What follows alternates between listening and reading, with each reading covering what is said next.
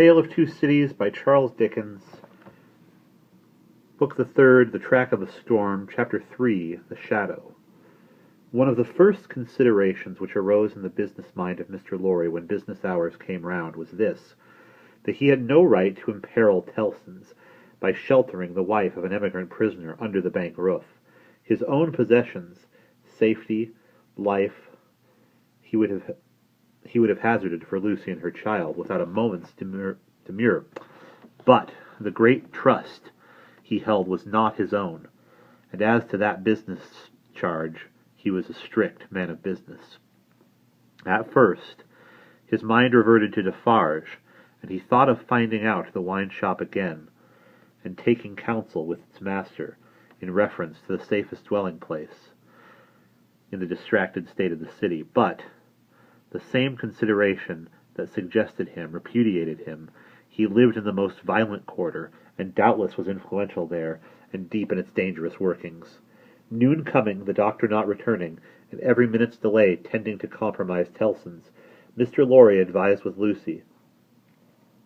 She said that her father had spoken of hiring a lodging for a short term in that quarter near the banking-house, as there was no business objection to this, and as he foresaw that even if it were all well with Charles, and he were to be released, he could not hope to leave the city. Mr. Lorry went out in quest of such lodging, and found a suitable one, high up in a removed by-street, where the closed blinds in all the other windows of a high melancholy square of buildings marked deserted homes. To this lodging he at once removed Lucy and her child, Miss Pross,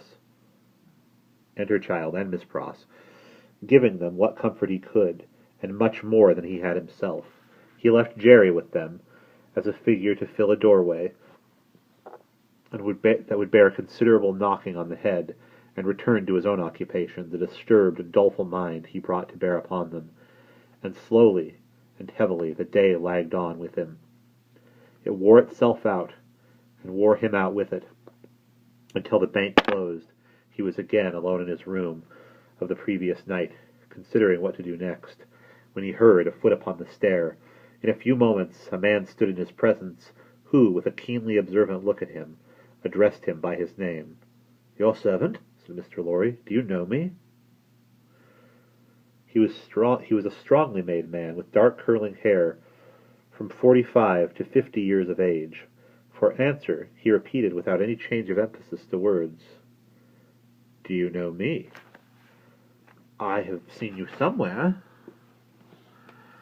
"Perhaps at my wine-shop?" Much interested and agitated, Mr. Lorry said. "You come from Dr. Manette?" "Yes, I come from Dr. Manette." "And what says he? What does he send me?" Defarge gave into his anxious hand an open scrap of paper. It bore the words on it. It bore the words in the doctor's writing. "Charles is safe, but I cannot safely leave this place yet. I have obtained the favour of the bearer here. That the bearer here has a short note from Charles to his wife. Let the bearer see his wife." It was dated from La Force, within an hour. "Will you accompany me?" said Mr. Lorry, joyfully relieved after reading this note aloud. "To where his wife resides?" "Yes," returned Defarge. Scarcely noticing as yet in what a curiously reserved and mechanical way Defarge spoke, Mr. Lorry put on his hat, and they went down into the courtyard. There they found two women, one knitting. "Madame Defarge, surely?" said Mr. Lorry, who had left her in exactly the same attitude some 17 years ago. "It is she," observed her husband. "Does Madame go with us?" inquired Mr. Lorry, seeing that she moved as they moved. "Yes, that she may be able to recognize the faces and know the persons. It is for their safety." Beginning to be struck by Defarge's manner, Mr. Lorry looked dubiously at him and led the way. Both the women followed, the second woman being the Vengeance. They passed through the intervening streets as quickly as they might, ascended the staircase of the new domicile, were admitted by Jerry, and found Lucy weeping alone. She was thrown into a transport by the tidings Mr. Lorry gave her of her husband, and clasped the hand that delivered this note, or his note, little thinking what it had been doing near him in the night, and might, but for a chance, have done to him. Dearest, take courage. I am well, and your father has influence around me. You cannot answer this. Kiss our child for me. That was all the writing. It was so much, however, to her who received it, that she turned from Defarge to his wife and kissed one of the hands that knitted. It was a passionate, loving, thankful, womanly action, but the hand made no response, dropped cold and heavy, and took to its knitting again. There was something in its touch that gave Lucy a check. She stopped in the act of putting the note in her bosom, and, with her hands yet at her neck, looked terrified at Madame Defarge. Madame Defarge met the lifted eyebrows and forehead with a cold, impassive stare. "My dear," said Mr. Lorry, striking in to explain, "there are frequent risings in the streets, and although it is not likely that they will ever trouble you, Madame Defarge wishes to see those whom she has the power to protect at such times, to the end that she may know them. That she may identify them, I believe," said Mr. Lorry, rather haltingly in his reassuring words, as the stony manner of all three impressed itself upon him more and more. "I state the case, Citizen Defarge." Defarge looked gloomily at his wife, and gave no other answer than a gruff sound of acquiescence. "You had better, Lucy," said Mr. Lorry, doing all he could to propitiate by tone and manner, "have the dear child here. And our good Pross, Defarge, is an English lady, and knows no French." The lady in question, whose rooted conviction that she was more than a match for any foreigner,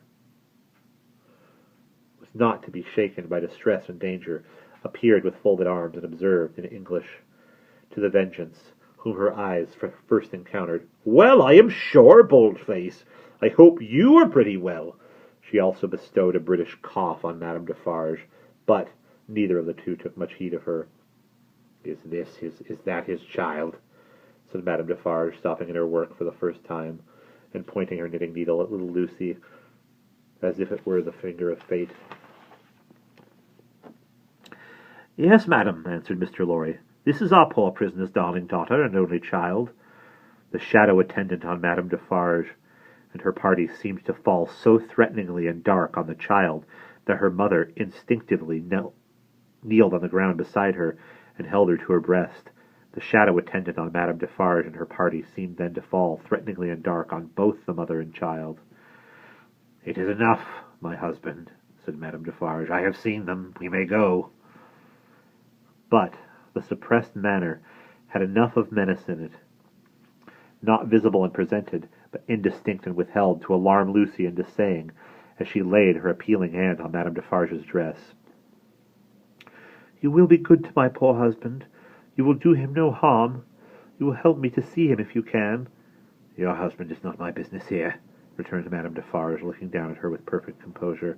"It is the daughter of your father who is my business here." "For my sake, then, be merciful to my husband. For my child's sake. She will put her hands together and pray you be merciful. We are more afraid of you than of these others." Madame Defarge received it as a compliment, and looked at her husband. Defarge, who had been uneasily biting his thumbnail and looking at her, collected his face into a sterner expression. "What is it that your husband says in that little letter?" asked Madame Defarge, with a lowering smile. "Influence, he says something touching influence." "That my father," said Lucy hurriedly, taking the paper from her breast, but with her alarmed eyes on the questioner and not on it, "has much influence around him." "Surely it will release him," said Madame Defarge. "Let it do so." "As a wife and a mother," cried Lucy earnestly, "I implore you to have pity on me and not exercise any power that you possess against my innocent husband, but to use it in his behalf. Oh, sister woman, think of me as a wife and a mother." Madame Defarge looked coldly as ever at the supplicant, and said, turning to her friend the Vengeance, "The wives and mothers we have been used to see, since we were as little as this child, and much less, have not been greatly considered. We have known their husbands and fathers laid in prison and kept from them often enough. All our lives we have seen our sister women suffer, in themselves and in their children, poverty, nakedness, hunger, thirst, sickness, misery, oppression, and neglect of all kinds. We have seen nothing else, returned the Vengeance. We have borne this a long time, said Madame Defarge, turning her eyes again upon Lucy. Judge you, it is likely that the trouble of one wife and mother would be much to us now. She resumed her knitting and went out. The Vengeance followed. Defarge went last and closed the door. Courage, my dear Lucy, said Mr. Lorry, as he raised her. Courage, courage.